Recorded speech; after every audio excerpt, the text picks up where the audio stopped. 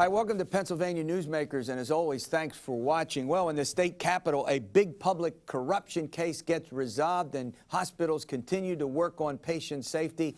Pennsylvania politics and government, in depth and in detail, and guess what? It all starts right now. This is Pennsylvania Newsmakers, a fast-paced, unrehearsed weekly discussion with and about the leaders who shape your world. And now, here's your host, Terry Madonna. Hi, welcome back. Well, Harrisburg was the scene this year of a major breakthrough in the public corruption cases. The former Speaker of the House, John Perzel, a Republican who held a seat for how long, John Micek? 32 years. 32 years. And you covered him, Robert, right? That's right. Rise and fall, John Perzel. The rise and fall of John Perzel. Well, sitting across from me, as often is the case, is John Micek with the Allentown Morning Call and Robert Swift with Times-Shamrock Newspapers. All right, John, let me start with you. John Perzel was charged with 82 counts of public corruption. In July, he said, I will never plead out. He pled out. I got all that plead and pled right? Did I get that right? I think it's pleaded. Yeah. Pleaded. One does not say pled. Pled. Pleaded out. Okay, go ahead. Well, and that's the thing. Up until about 2 weeks ago, Perzel was continuing to say, I'm going to fight this. He'd long maintained that he had done nothing wrong. Then 2 weeks ago, 3 of his senior aides, including his brother-in-law, Samuel Buzz Stokes, all entered guilty pleas. Mr. Perzel must have seen the writing on the wall. What he said was interesting at the time was that I'm not now considering a guilty plea, which means he had already considered it and had begun negotiations. So it was very carefully parsed. Yeah. So he goes in last week, pleads guilty to 8 of 82 counts. 82. We asked Frank Fina, the lead prosecutor in the case, why those 8. He said those were the 8 sort of most high-profile, most egregious of the counts. They figured they got their guy. And as usual, there's always involved conspiracy and obstruction. Right. You've covered a lot of these. Right? Go ahead. Theft of public services, conflict of interest is another one. These were cases that involved, the hardest of the plea was the cases that involved, giving public contracts to computer firms to create voter databases, and then for political purposes, for the Republican campaign effort for the House. Yeah. So now, he could get as much as, did I read 24 years? Is that right, John? At the extreme end, a cumulative of 24 years. Does anybody expect that? Probably not. Fina was saying yesterday that the standard range for these kinds of offenses is 18 months to a little bit better than 4 years. No one really knows what the sentence is going to be. He said it's going to be predicated on Perzel's cooperation. Now, Robert, as I said before, you've covered, well, John, you have too. Both of you have covered a lot of these. I mean, this sentence, Mike Vion, a former Majority Leader, I think at one point in the State House, or Whip. Majority Whip, had, he got a pretty stiff sentence out of this same judge. Yes. Is that right, Judge Lewis? Yes, of course, that way he went to trial. And, he went to trial, and he got 6 to 11 years. The prosecutors shook Perzel's hand when they came in, and his defense attorney. So that was, then he gave us more cordiality in this. I guess. I'm thinking somebody's going to... But he's in a state prison, too. That's the big difference. All these people are in state prisons. Okay. Oh, I get it. And so unlike former Senator, help me out. Vince Fumo. Who's down in Kentucky, right, in a federal prison. All right, John, let me ask you this question. Now, here's the big question. And both of you can weigh in on this. He promised to cooperate. Now, already 25 Pennsylvania lawmakers, ex-lawmakers, and staffers were charged, and they've adjudicated 12 of them before this situation that we're talking about now. We got to the 10 Republicans. That's right. So run through, what do you think cooperation could mean?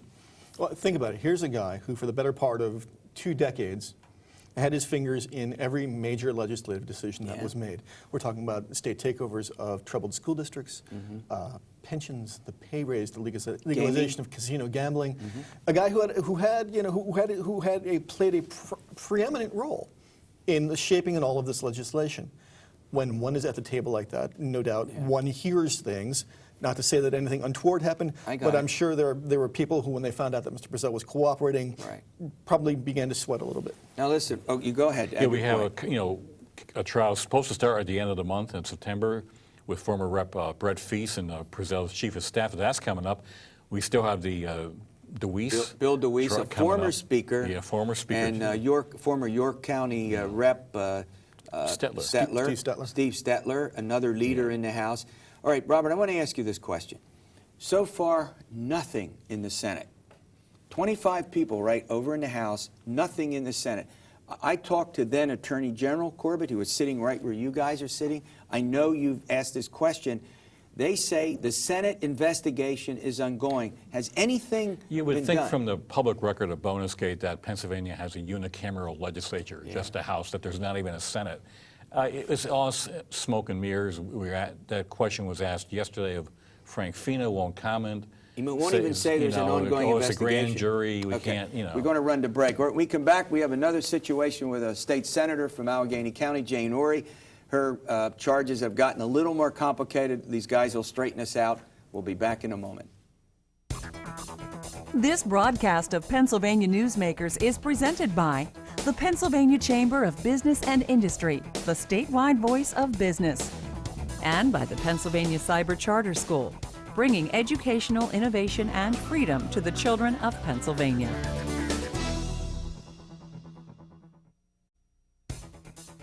This broadcast of Pennsylvania Newsmakers is presented by ReconnectPA.org, supporting a comprehensive transportation funding solution, and by the Pennsylvania Manufacturers Association. Business in Pennsylvania is our business. Hi, welcome back to the program with Robert Swift and John Micek, both journalists. We're talking about public corruption in Harrisburg. I won't go there. I almost said something, Robert. All right, let's talk a little bit about State Senator Jane Orie. She's still in office.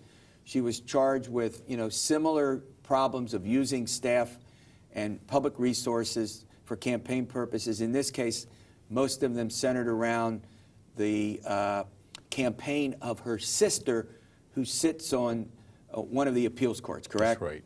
All right. Now, give us an update. Where does all that stand? In this trial, this case is on the county level, Allegheny County. It's not being done by state prosecutors. Right. And recently, just this week, the DA in Allegheny County, Zappala, added new charges to Orie. Now, she'd gone to trial back in the winter.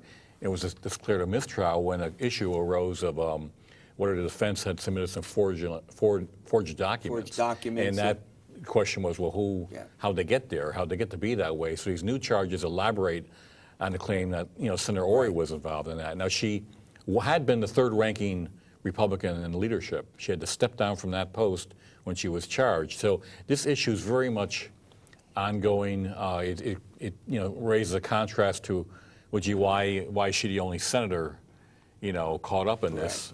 Yeah, John, go ahead. Before we move on, the other thing that happened this week is the three-judge panel in the state Superior Court ruled that a new trial can go forward against Senator Orie. She had claimed that because her earlier trial had ended in mistrial, that there were double jeopardy protections. They disagreed. The new trial will go forward. And Joan Orie is on the Supreme Court. State Supreme Court. Yeah, okay. All right. But yeah, you're right. I mean, we have so far the only state senator who's been implicated in all of this wide-ranging public corruption investigations. Right. This came not from the Attorney General's office, but from the Allegheny County District Attorney's office. There have been questions raised, as we talked about before the break, about why the Attorney General's investigation did not spread to the state Senate. They've maintained all of along that it's still ongoing, but there are still no charges. But there is this question. Some of these public interest groups have said that the time for which you can file these charges is running out. The statute comes up, I think, pretty soon. For some, there are different time frames for that. The Attorney General's office makes an argument that when you're talking about public corruption cases, there are modifiers on those statute of limitations. That's their answer to that. That's their answer. But still, the last charges in Bonusgate were filed in December of 2009. We're coming up on 2 years. Yeah. And it's that begs the question. Now, before we run to break, and I want to come and talk about Auditor General Jack Wagner, who's creating more problems for people in the bureaucracy. You know what I mean? Let me ask you this question: we have other state senators who are currently being investigated by the feds. One would be former Senator Bob Mello, a Democratic leader, up in the area that your papers cover, correct? And that's an ongoing federal investigation. There have been federal grand jury in Scranton. They've had former aides called to testify this summer. Right. They've had a political consultant who had both a Senate contract but also political work for Senator Mello. So the summary point here, John, is this, that only one senator has been caught up in the so-called public corruption. We call it Bonusgate, but it's really public corruption. Right. Senator Orie out in Allegheny County.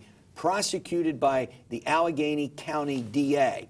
Nothing out of the Attorney General's office for the Senate connected to this public corruption. Is that, am I Yeah, I mean, accurate about presumably that? everyone is looking at the same body of evidence or the same stuff. So the question got it. remains, why have two different jurisdictions in law enforcement, the feds and the locals in Allegheny County, found stuff where the Attorney General's office is not? All right, well, the Auditor General of the state has some recommendations about the state stores. I don't think he's talking about selling them. He wants to do something else with them. We'll find out what that is after we pay some bills. This broadcast of Pennsylvania Newsmakers is brought to you by Pennsylvania Credit Union Association. Pennsylvania Credit Unions, where people are worth more than money. To find a credit union that is right for you, check out ibelong.org. And by the Energy Association of Pennsylvania, Pennsylvania's energy information source. This broadcast of Pennsylvania Newsmakers is presented by the State System of Higher Education. 14 state-owned universities. The state system is the largest provider of higher education in Pennsylvania. And by the Hospital and Health System Association of Pennsylvania, working towards a healthy Pennsylvania. Hi, welcome back to the program. All right, a little segue here away from public corruption to Jack Wagner, the Auditor General. He's been pretty active, and now he's going on to the state store. What does the Auditor General of the state, now you know that a group of Republicans led by the House Majority Leader, Mike Perzel, want to sell the state stores, and Wagner says what about what he wants to see happen? Yeah, who doesn't like talking about booze? First thing in the morning. All right, so last week, Auditor General Jack Wagner comes out with a new study looking at the wine kiosks that are in grocery stores, these horrible Rube Goldfarb contractions. I got to where you have stop to, you right now. Yes. Did you ever use one?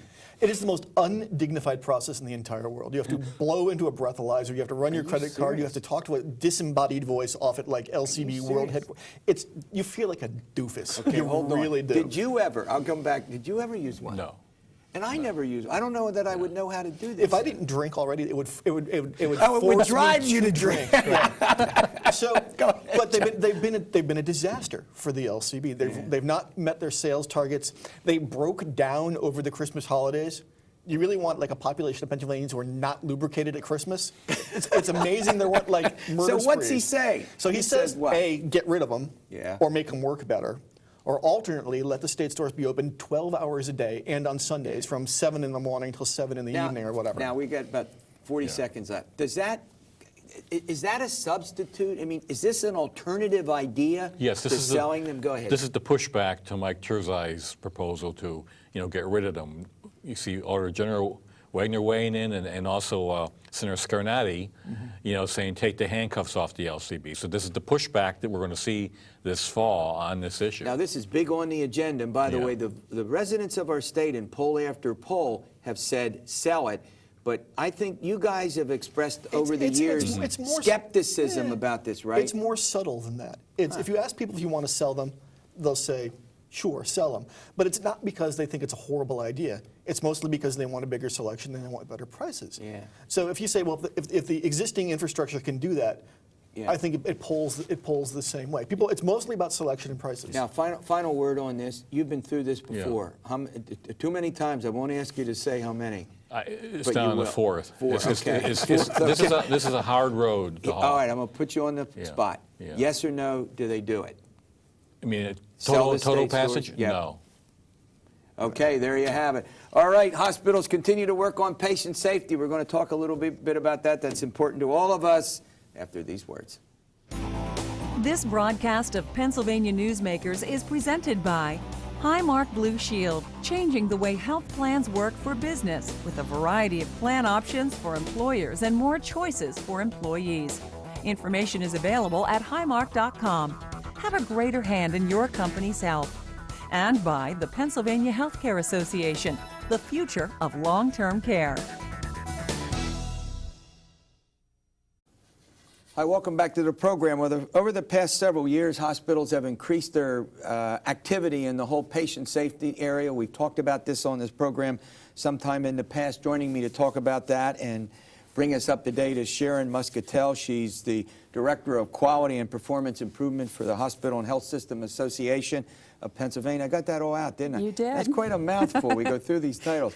Well, look, a few years ago, there was this renewed interest in patient safety, and your organization got heavily involved in, working with that, working on improving hospital safety. Let's talk about, first of all, what that generically means when we say hospital safety. What are we talking about? Changes within the hospital to bring us up to... Well, patient safety and quality have been a focus for time immemorial, but Right. I think that the focus now really has come back full circle again. It's been important that we really focus on activities that we're providing for the patients and looking at better communication and teamwork within the hospital. That ultimately results in safer care for the Right. patients. But not only the safer care for the patients, we look for safer care for our providers as well. Working together, communicating, understanding where the focus needs to be is extremely important. And Now, in order to, the legislature a few years ago passed a bill that created the Pennsylvania Patient Safety Authority. And Yes. I think some of their folks have been on this program, a few years ago. Is that to sort of monitor and keep tabs on incidences of whatever, a lack of safety or keep records on? What does the authority do? Well, the focus of the authority really is, number one, it is a state agency, but it's a non-punitive agency. The authority does take data and looks specifically at near misses, Right. serious events, and infrastructure failures. Now, and what does near utilizes- miss mean? Near miss means something that potentially could have harmed a patient, Okay, but it did but not did harm not. it. It was stopped before it got to that level. Okay. The Patient Safety Authority takes that data and uses that to provide opportunity for education so that we can take that information, go back, and if Right. those events occur again, we've learned from them so we don't do the same thing over again. Does this sort of involve also sharing information so that, a practice that might be helpful to patients and their families can be utilized by different hospitals, different healthcare facilities? Is that also part of it? Sort of a Absolutely. best practice condition? Absolutely. The authority puts out an advisory that actually captures a lot of that information and shares those best practices. Right. Because even though something may have helped in one hospital, other hospitals can take that information and modify it for their own unique environment and utilize that for a safer environment. Yeah, one of the things that often gets talked about whenever you're trying to change institutions, whether it be, hospitals or government or businesses, they also sort of have a culture. And, you have to bring about a cultural change. Give us some sense about the cultural changes that you think have taken place in hospitals and other healthcare facilities that have helped to reduce, hospital errors and other things that potentially could go wrong. Well, Terry, one of the things I can share with you is a particular program that we've just completed at the Hospital and Health System Association. It's called the Comprehensive Unit-Based Safety Project. It's a project that was initially launched back in 2005 with the Michigan Hospital Association and Johns Hopkins University to reduce central line associated bloodstream infections. Right. We have approximately 31 hospitals in the state that have worked on that. The focus of that isn't the technical or clinical component because most providers know what that means. But the focus of that program clearly is that comprehensive-based process Right. where we increase communication, we utilize teamwork, and we really work to try to standardize processes so we can reduce harm. And that's also sharing information. Correct. And I noticed in some of the reports that have been issued, you've also reduced catheter-associated urinary tract infections and ventilator associated. We're getting into some heavy medical stuff, well beyond my ability to understand. But I mean, it's over a wider range of potential problems as well. Correct. The idea behind a culture of safety is it can't, while you can target it to specific infections, as you've just mentioned, like ventilator-associated pneumonias or catheter associated urinary tract infections, you can utilize this for anything. Pressure ulcers, falls within the hospital, anything that provides an opportunity for harm. It's important that people work together, they take a look at what the process is, where they can fix the system or the processes. It's not about the person doing something wrong. It's about what we can do to prevent harm for the next patient before the next patient comes through the door. Yeah, and you think now that all across a range of medical services, not just hospitals, but you go into a physician's office, you go to a surgical, a center, whatever, that this is permeating the healthcare profession in a wider sense? I think it is. I think it's a slow process, though. One thing that people don't understand, I think intuitively you think this should be very easy. It's easy to communicate. It's easy to work together. It's not. And it has taken a long time. I've been a nurse for 37 years, and I share this all the time. I think we've come full circle, and I think that now the opportunity for that communication is increasing. We're trying to make sure that through an education process in the medical schools and nursing schools and other professions, people are truly learning what it means to work as a team. Yeah, one other aspect of it is I think now with the internet and with the availability of healthcare information that patients are now more aware and I'm sure are at the center. And I mean, some patients obviously know more, are more acutely aware. I know if I have a medical problem, particularly my wife, she'll be scouting information to, ask the doctor this, ask the doctor that. So we are finding more informed patients so that you and the medical community are getting more questions asked than probably you ever did before. Absolutely, and I think you bring a very important point up, it's important for any consumer and any patient to understand what's going on. It's a two-way communication. The fact that people utilize the internet now to try to have information, I think our job becomes clarification now and really speaking about what some of the alternatives are, because it used to be that a physician would say, we're going to do this. Now a patient can say, is there something else we can look at and do? And it's important that they can And do they may that. go seek a second opinion. Correct. Which a lot, depending how complicated it might be, that's not an uncommon practice. But overall, and we're just about out of time, overall you think that the entire healthcare community is moving strongly in a much better direction here. Absolutely. I think the quality and patient safety is in the forefront. The communication piece and team building, that's a very important thing. All right, thanks for the update. Thanks for watching Pennsylvania Newsmakers, and as always, stay well, and we'll see you next week.